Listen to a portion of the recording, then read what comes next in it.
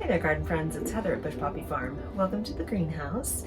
It's really taking shape in here now. I'm so excited to have this bench built where I can put all these plants that are kind of ready to go, but not yet can go out. I have a nice shelf here where I can put things. I have another shelf that I just need to cut the wood for back here. So yeah, things are really coming together and I'm able to get a lot of work done. I spent a bunch of time today potting up house plants that really needed transplanting. I had a philodendron that was so overcrowded in its little pot, about this size, that it was just spilling out and there was hardly any soil left. So I broke that apart into like 7 different plants, and so I potted those up. But now I'm going to show you about taking dahlia cuttings.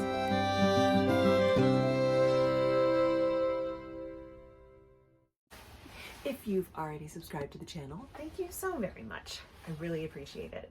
If you haven't subscribed yet, what are you waiting for? Dahlia cuttings. So it is almost dahlia season, another couple of months. And even though dahlias don't bloom until the late summer into fall, it takes a long time to get there. So we start early.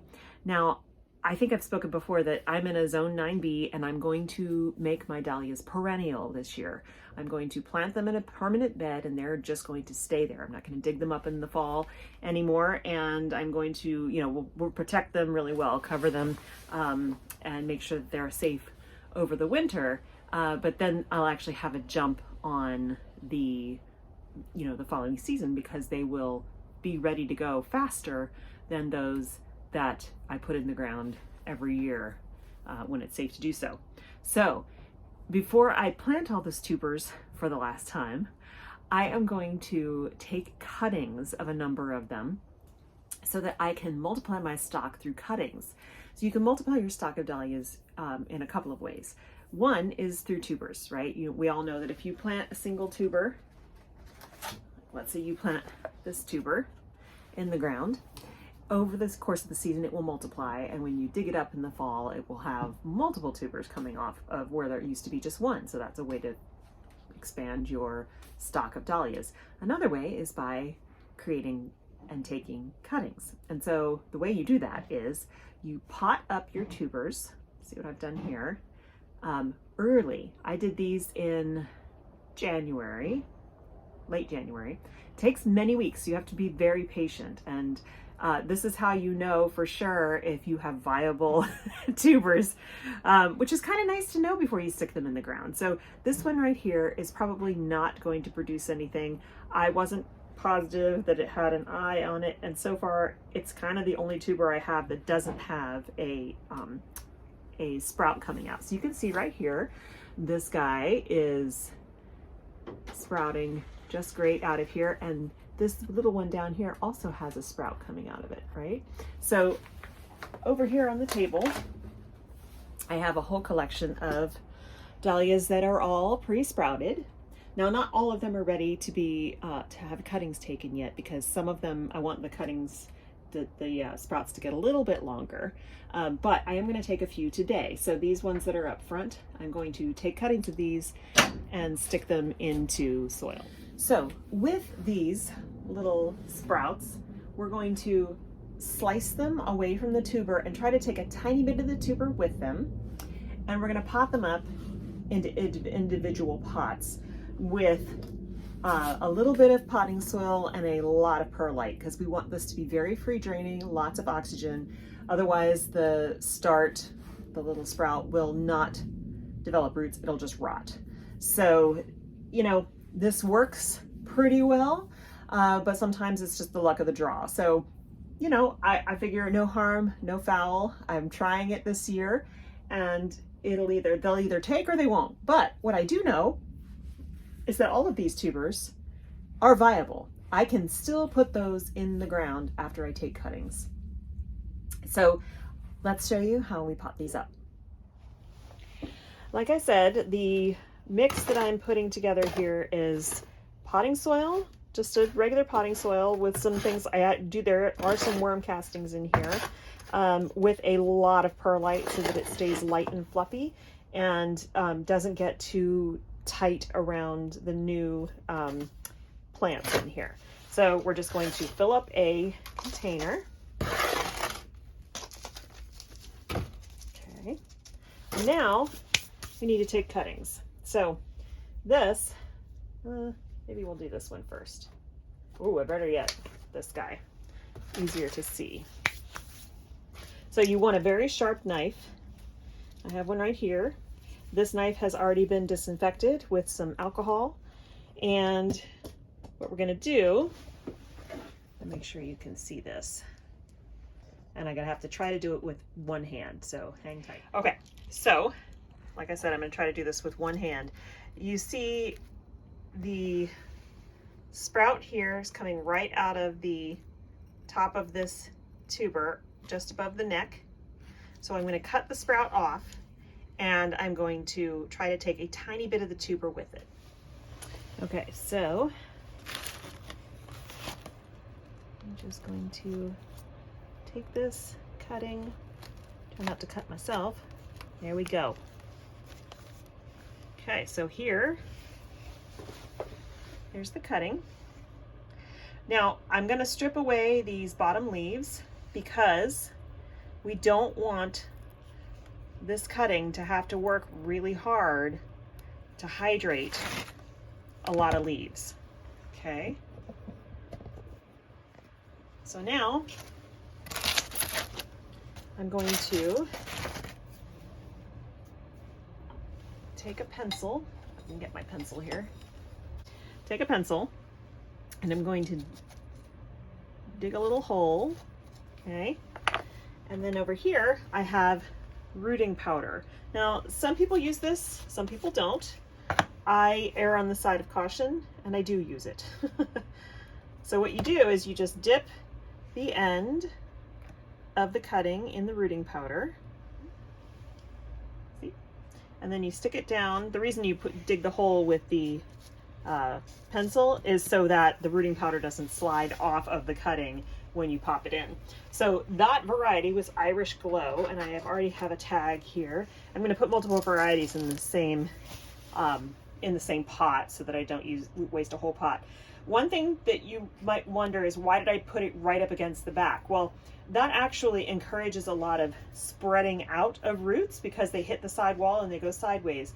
If you put it right in the center, the roots would tend to just kind of go down and not really spread, and we want those roots to spread out because that gives it more air, more water, more ability to strike hard and make a good plant out of that cutting. So I'm going to take another cutting from this one over here. It's called Honeymoon, and I will take off these two lower leaves. And there we go. Dip it in the rooting powder. I'm going to make my hole. I'm gonna pop this guy in there pretty deep. Okay. And then I might be able to fit one more, but I have a couple of bridezilla, so I'm going to do those in a separate pot here. Now, since I've already taken cuttings off of this one Irish Eyes, I'm going to put it back in the lineup to let it regenerate and create more sprouts for more cuttings. Okay, so bridezilla. These are nice and big. So that's great. It also means that, okay, it also means I'm going to need to really remove these bottom leaves. So you also want to remove anything that's going to be below the soil line anyway. It's just like when you're putting flowers in a vase, you don't want leaves below the water line. So you don't want a bunch of these below the soil line either. So there you go. This one's Bridezilla.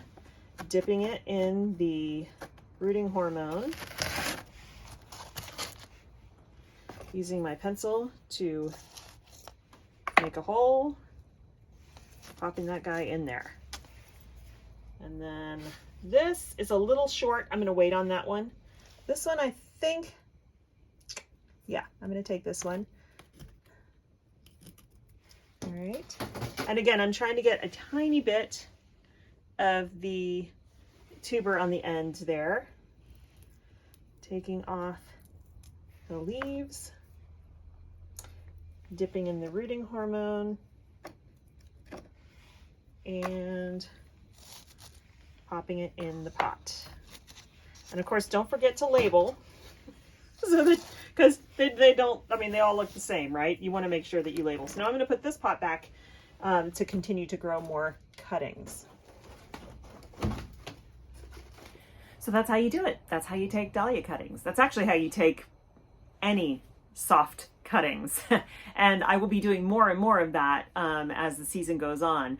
You can take cuttings from lots of different types of plants and propagate them that way, this same exact way. You just want to make sure that the medium that you put them in is very light and fluffy so that the brand new roots have plenty of room to spread out and grow. Otherwise, your cutting will just die. You also want to keep the soil moist, but not wet and not dry. So some people put plastic bags to form like a humidity dome over them. You could put a humidity dome over them. I think I'm going to try that, but leave, I'm going to set them up on the rack over here so it'll have an open bottom with the humidity dome on top. I find that if I, especially here in the greenhouse where it's already humid, if I keep the humidity dome on for too long, that they just rot. They won't strike and grow roots, they'll just rot. So it's kind of a delicate balance. But with the amount of perlite in this mix, I think that the soil will hold some moisture, but it won't stay saturated. So that's the hope. So that's taking dahlia cuttings. Now, there's a similar method to just pre-sprouting your tubers, which is what I'm about to show you now. The one thing to notice is you'll see when on all of these, when you're taking cuttings, you want to plant the tuber so that it sticks out of the pot. Mostly that's so that when you take your cutting, you don't have to dig down and get soil inside that cutting. So that's the main reason. Now we're going to pre-sprout some other dahlia tubers that are going to just go into the garden. And those I won't leave sticking out. So let's show you. So here we have a tray full of soil. Not very full. It's only got about an inch in it. And over here are dahlia tubers that have overwintered. This year I used the saran wrap method. It seemed to work fine, but I don't really like using all that plastic. However, moving forward shouldn't be an issue because I'm no longer going to be storing my dahlias. I'm going to keep them in the ground. The ground will store them. So this variety is Diva. So what I'm going to do is I'm just going to lay them in the soil. Isn't it funny? This is the same variety as this, and they look totally different. It's the importance of writing the names on them or stamping the names on them so you make sure you know. So basically what we're doing here is the same idea that we did in the pots. I am placing the tubers in soil and then I'm going to moisten them so that I give them that it's time to wake up cue. Okay, so that's Diva. I'm going to mark that with the tag. All right, and then the next one. So we're going to cover these completely with soil though. And then they're going to just sit out here in this warm greenhouse. This one is more Bridezilla. Look at the size of that tuber. So these all have eyes on them, or hopefully they do. I intentionally cut them hoping that they would stick like that. Now I'm using the tags even though the tubers are also labeled. So they will stay in this tray I'll keep it relatively moist, and they will start to sprout. And once they have sprouted, then I will know that it is safe, that they're, you know, they're viable. And then when the weather is right, they will go out into the garden, into their permanent home. Now, could I just plant these tubers in the garden? Yeah, absolutely. But I kind of like knowing that a tuber is viable, especially since I'm not an expert at dahlias. I'm fairly new to them. And, you know, I did the dividing of these this past year. So I assume that they're viable, that I did it correctly based on what has happened so far with the cuttings. But, you know, I'd like to know so that I don't plant an unviable tuber and nothing happens and that's just taking up space in the ground. So this one is Holly Hill Black Beauty, nice and long. So I don't want to put these super close together because what they're going to do while they're in here and while they're pre-sprouting is they're going to form roots. And I want them to have the space to do that. So they will get sprouts and roots while they're in here. Let's see what we've got. Now, I'm not like some growers who have, oh, see, there's a broken neck. Now, that's not even worth keeping because that will do nothing. So I'm going to toss that. That's okay. I have lots of teddy. In fact, we'll see these are eyes here. There's eyes on this one too. I already have a teddy pre-sprouted already for cuttings, and so I know that it's okay if I toss that one. There is no point in planting a tuber that is not viable, or if it's got a broken neck, etc., because nothing ever will happen with it, and you'll just be disappointed. I was looking to see if any of them had sprouted. Sometimes you'll come in here and they'll have already sprouted in the, you know, inside their container, their storage container. That's okay too. Now I am getting a few tubers delivered, but not many because I do not have a large space in which to grow. This one is Citron du Cap. All right, so this is all I can fit in this tray. And now I'm just going to cover it with soil.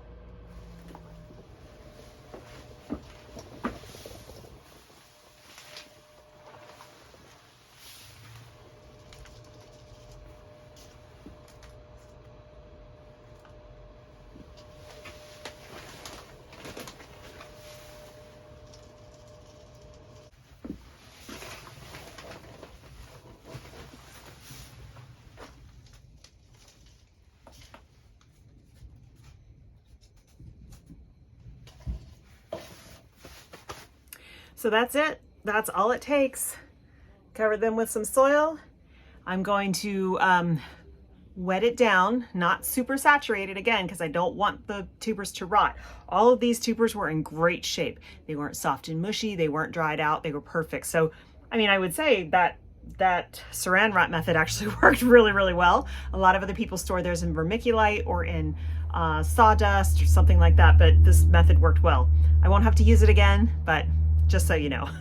Anyway, so I'm gonna wet it down and then set it on a shelf and leave it be and let it cook, let it do its thing. So they will start putting out roots and shoots, and then probably by the end of March, mid-April probably, I will go on and plant them out in the garden. And they will have sprouts on it at that point. So they'll have a bit of a jump start on the season, but also it'll help me see plant spacing and all that kind of stuff. It'll help with that. So that's it for dahlias. I hope that you learned something today and maybe you'll give it a try in your own garden.